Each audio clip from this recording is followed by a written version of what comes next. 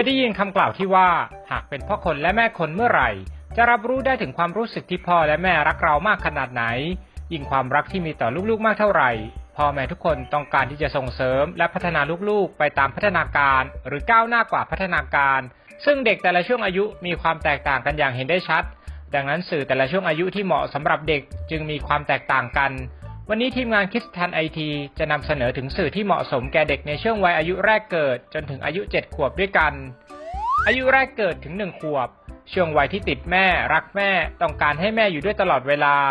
ถึงแม้ว่าอยู่ติดกันแต่แค่หันหลังให้ก็อาจจะร้องไห้ออกมา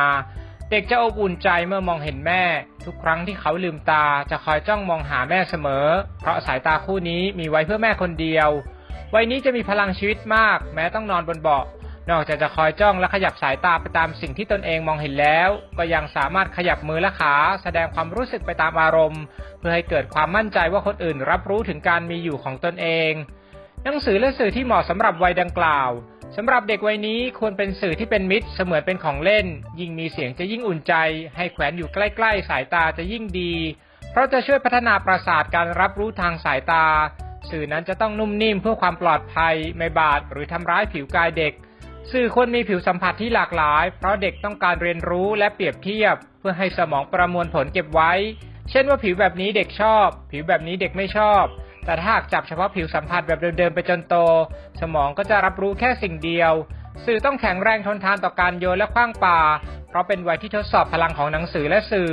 ประหนึ่งเป็นอุปกรณ์โยนเล่นหรือเป็นอุปกรณ์กีฬาฝึกความแข็งแรงของร่างกายรวมถึงต้องเป็นสื่อที่ทนน้ำลายทนน้ำก็จะดีมากเพราะหลายครั้งการทดสอบที่สำคัญและง่ายต่อวัยนี้คือการหยิบเข้าปากนั่นเองอายุ1 ขวบเป็นวัยที่มีความเป็นตัวของตัวเองสูงชอบเล่นเชิงสำรวจและชอบการเรียนแบบเป็นวัยที่เริ่มเรียกพ่อและแม่ออกมาให้ได้ปลื้มใจวัยนี้เริ่มยืนได้ด้วยตนเองและเดินต่อแตะเกาะไปตามขอบข้อกั้นจึงชอบปีนบันไดเพราะมีราวมีขอบให้จับไต่วัยนี้เริ่มสำรวจไปทั่วและรู้จักเปรียบเทียบจึงมักคว้าสิ่งต่างๆที่เห็นไม่เว้นแม้แต่ของที่อยู่ในมือผู้อื่นเพื่อนำมาคลายความสงสัยเปรียบเทียบหาคำตอบดูว่ามันคืออะไรหนังสือและสื่อที่เหมาะสำหรับวัยดังกล่าวสื่อสำหรับเด็กวัยนี้ควรมีขนาดที่แตกต่างกันชัดเจนพวกเขาจะได้สำรวจด้วยการผลักดันดึงถอดใส่สำหรับหนังสือต้องมีลักษณะฟลิปแฟบคือมีส่วนที่ให้เปิดปิดค้นหาหรือดึงหน้าที่ซ่อนไว้มีมิติเล่นได้จำพวกนิทานชวนเล่นเล่าไปเล่นไปและเป็นวัยที่เหมาะสำหรับการฝึกภาษา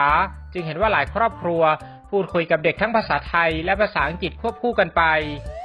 อายุ2 ขวบเป็นวัยที่เริ่มออกฤทธิ์มีความคิดและเป็นตัวของตัวเองสูงโดยเริ่มจากลองไม่ทำตามที่คนอื่นบอกเลยเรียกวัยนี้ว่านักต่อต้านจากคำพูดตามตำราและจากหลายครอบครัวได้ค้นพบว่าเด็กพูดว่าไม่ในทุกเรื่องเมื่อพูดแล้วจะสังเกตอากัปกิริยาเราและหัวเราะชอบใจอารมณ์จะขึ้นลงวัยนี้ชอบให้ชมเมื่อได้คำชมก็จะตั้งใจหรือยอมทำตามที่ผู้ใหญ่พูดมากขึ้นและจะตื่นเต้นหากได้เจอเพื่อนในวัยเดียวกันหนังสือและสื่อที่เหมาะสำหรับวัยดังกล่าวสื่อสำหรับเด็กวัยนี้ที่อยู่ไม่นิ่งเพราะชอบวิ่งปีนป่ายกระโดดควรเป็นพวกบทเพลงและของเล่นชิ้นใหญ่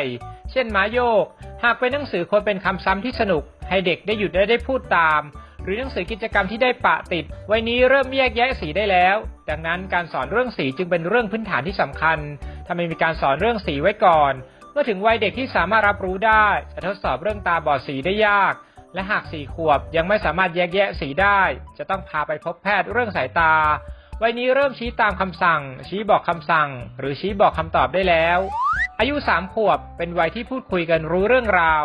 เด็กวัยนี้จะมีร่างกายและกล้ามเนื้อที่แข็งแรงขึ้นพูดยาวๆเป็นประโยคได้เข้าใจเรื่องระบบเช่นเปิดหนังสือทีละหน้าเริ่มต่อก่อสร้างร่างบล็อกในลักษณะสูงในแนวดิ่งได้เป็นวัยแห่งการเรียนรู้ตั้งคำถามตลอดเวลาเป็นวัยที่พร้อมในเรื่องร่างกายอารมณ์และการเข้าสังคมขึ้นมากขึ้นหนังสือและสื่อที่เหมาะสำหรับวัยดังกล่าวสื่อที่เป็นของเล่นในดวงใจเด็กวัยนี้ตลอดกาลคือบล็อกทุกครั้งที่เด็กเล่นบล็อกเด็กจะเริ่มคิดพลิกแพลงมากขึ้นเริ่มต่อสูงขึ้นเป็นของเล่นที่สามารถใช้ทดสอบศักยภาพเด็กได้ด้วยเด็กชอบขีดเขียนวาดระบายสีสนุกกับการตัดและเรื่องกินก็ยังเป็นเรื่องที่สนใจมากของเด็กวัยนี้หนังสือที่เหมาะแก่การอ่านกับเด็ก3 ขวบควรเป็นแนวสะสมคลังคำศัพท์หรือชวนคิดสั้นๆไม่ซับซ้อนยังไม่หมดเพียงเท่านี้ในตอนหน้ายังมีเรื่องราวของช่วงวัยอายุ4 ขวบจนถึง7 ขวบมาฝากคุณผู้ชมกัน